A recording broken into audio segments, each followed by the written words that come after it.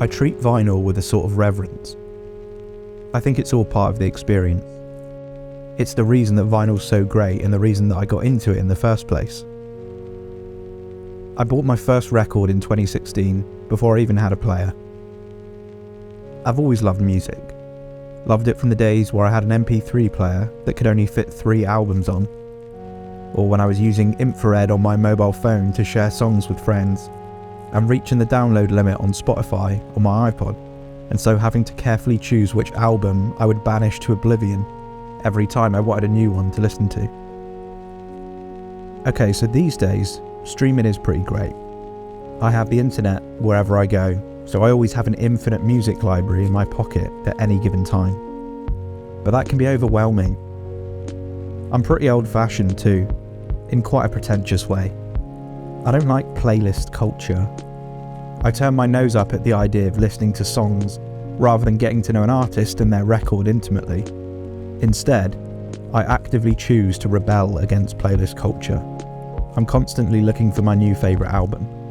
I save an album to my library and press play with such optimism that this could be the album that I've been waiting to find, my new favourite. And every now and then it just clicks and a record really resonates with me and it does become my new favourite.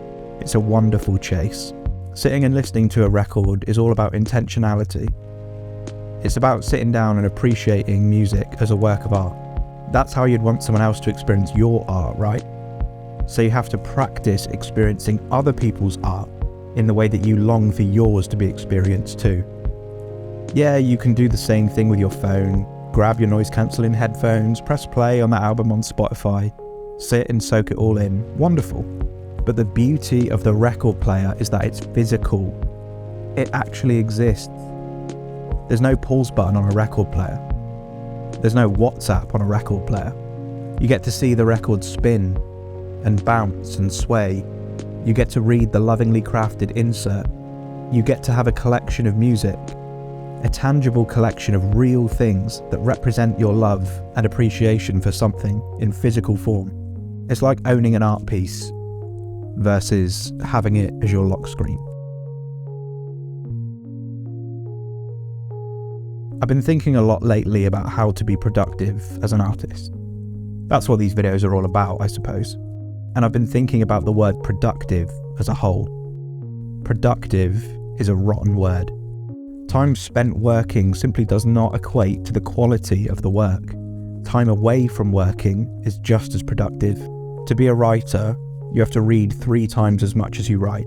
And I think to be an artist, you have to take in 3 times as much art as you make. So sit with your music for a while and really take it in. If nothing else, you'll come away feeling good about listening to some good music. But more than that, you'll probably also come away inspired and ready to make something. Something that you want to move others in the same way the music moves you.